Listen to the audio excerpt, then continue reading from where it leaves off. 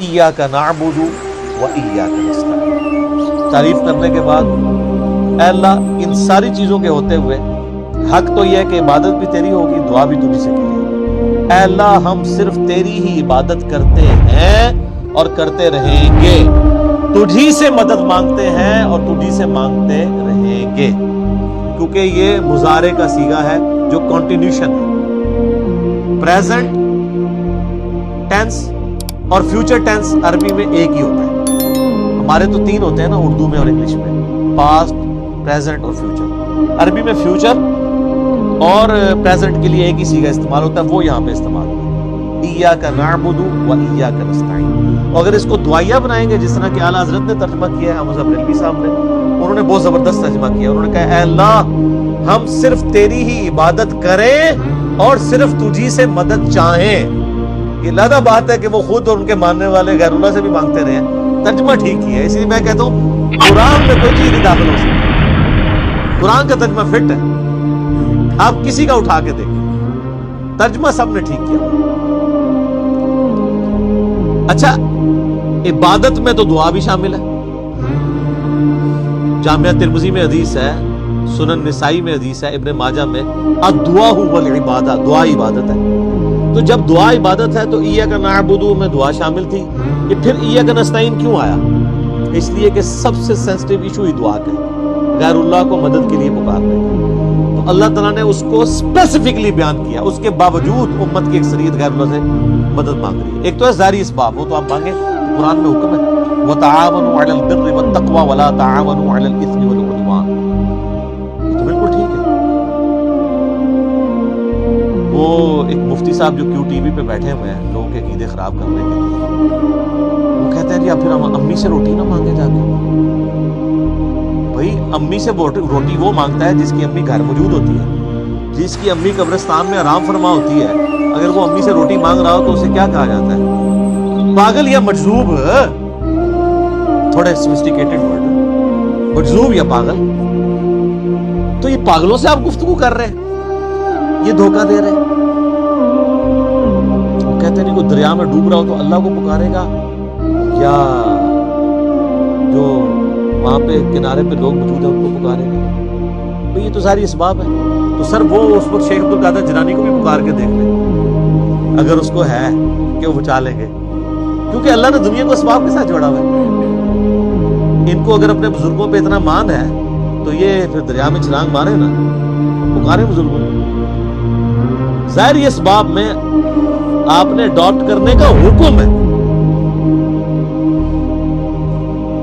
ہاں جو دعا مانگی جائے گی بغیر اسباب کے، آپ جو غائب میں مدد کے لیے پکار رہے ہوتے ہیں، مثلا یہاں بیٹھے میں ان کو کہتا ہوں مجھے پانی پلا دے، بالکل ٹھیک ہے، لیکن یہ بغداد میں قبر کے اندر ہے، میں کہتا ہوں مجھے پانی پلا دے، وہی جملہ شرک ملے گا۔ یہ ہے اصل مسئلہ۔ یہ جھگڑتے رہتے ہیں جی وہ جی بزرگوں کو اختیار نہیں، میں کہتا ہوں جی بزرگوں کو اختیار ہو بھی، کوئی بزرگ ماشاءاللہ اتنا پہنچا ہے کہ اسے اللہ نے اختیار ہی دے دیا فرشتوں کی طرح، پھر بھی بزرگوں کو پکارنا شرک ہوگا مدد کے لیے۔ ویسے آپ نے محبت میں پکارنا ہے، آپ ضرور پکاریں، مدد کے لیے نہیں، ویسے اپنی محبت کا اظہار کریں، لبیک یا رسول اللہ کہیں، لبیک یا حسین کہیں، بالکل ٹھیک ہے، آپ محبت کا اظہار کریں، المدد نہیں۔ بارش کون برساتا ہے؟ اللہ۔ ڈیوٹی کس کی ہے؟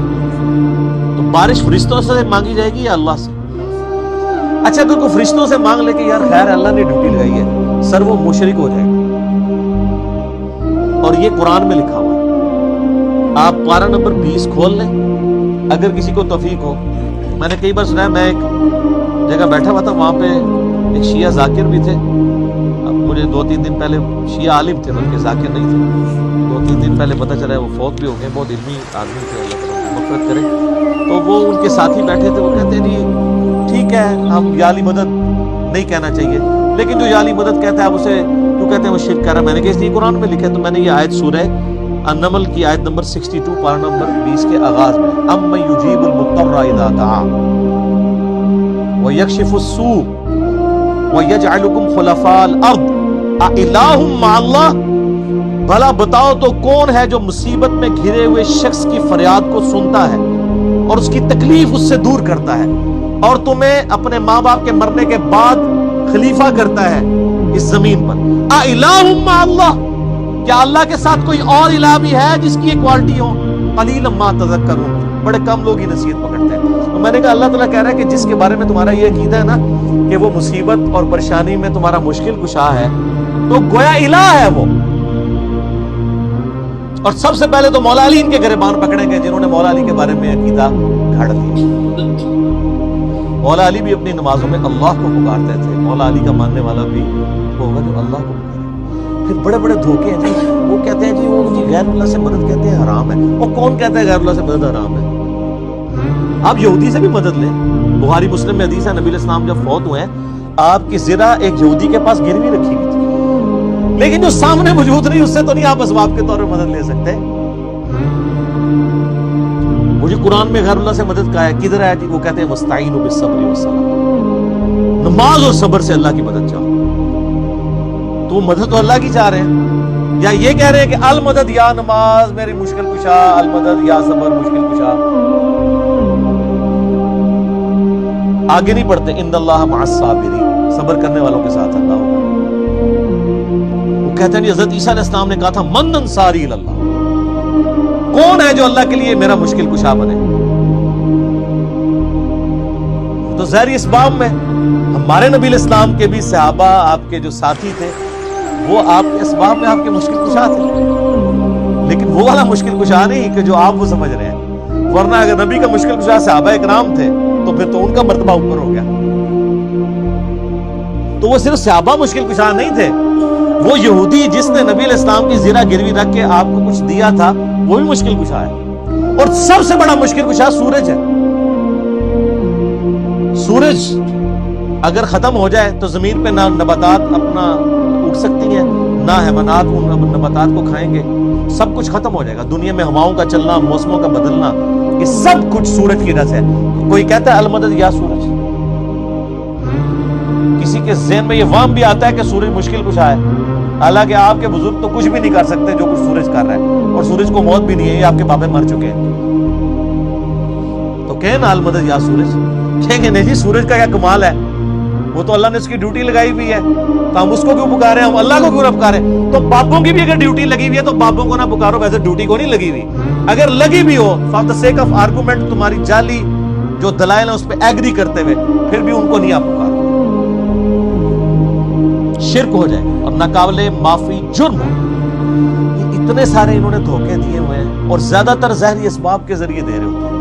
وہ جی صحیح بخاری میں حدیث ہے، ایک صحابی کی پنڈلی ٹوٹ گئی، وہ حضور کے پاس حاضر ہوا، آپ علیہ السلام نے ہاتھ پھیرا، بالکل ٹھیک ہے۔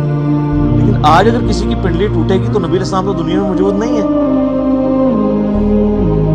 اور اگر آپ کو اتنا شوق ہے تو آپ اپنی پنڈلی توڑیں، آپ کو روزہ شریف میں لے جاتے ہیں، پتہ چل جائے گا جڑتی ہے کہ نہیں۔ نبی علیہ السلام دنیا میں موجود ہوں، ہم دعا کروانے کے لیے اپنے مسائل ان کے سامنے لے کے جائیں گے۔ تو اس میں کافی سارے دھوکے، میں نے 2.25 گھنٹے کا لیکچر دیا ہے، دعا صرف اللہ ہی سے۔ مسئلہ نمبر 3 میرا ریسرچ پیپر نمبر 3 بھی ہے، دعا صرف اللہ ہی سے، جو ہزاروں لوگوں کے عقیدہ توحید کی اصلاح کا سبب بنا ہے، اسی کی ایکسٹینشن ہے مسئلہ نمبر 43 وسیلہ اور توسل کے صحیح احکام و مسائل۔ اس پہ گھنٹوں بولا جا سکتا ہے، جتنے انہوں نے لیم ایکسکیوزز ڈیوائز کیے ہوئے ہیں، جتنے دھوکے دیے ہوئے ہیں۔ اور پھر وہ کہتے ہیں دیکھیں جی وہ اگر وہ آپ پتہ ہے پچھلے کئی سال پہلے خانہ کعبہ شریف میں کرین گری، تو کہتے ہیں وہ بزرگوں کے ماننے والے کو موقع مل گیا، ان کا یہ کہتے تھے خود کش حملے ہوتے ہیں مزاروں پہ نہیں روکتے، تو اللہ نے کون سی کرین روک لی؟ اور اللہ کا تو دعویٰ ہی کہیں نہیں ہے کہ میں روکوں گا۔ وہ ابرا کے لشکر کو ایک دفعہ ہی تباہ کیا ہے، یزید نے جب کعبے پہ چڑھائی کی ہے تو اللہ نے برباد نہیں کیا اس لشکر کو، دنیا بقدر ایفرٹ ہے۔ صحیح بخاری میں حدیث ہے، قرب قیامت میں ایک پتلی ٹانگوں والا حبشی کعبے کی اینٹ سے اینٹ بجا دے گا، اللہ نے حفاظت۔ وہ ابراہیم علیہ السلام کے لیے ایک دفعہ ہی آگ ٹھنڈی ہوئی ہے، کئی صحابہ جو ہیں وہ آگ میں جلائے گئے ہیں، رومن امپائر کی جنگوں میں تیل کے کڑاؤں میں ان کو ڈالا گیا۔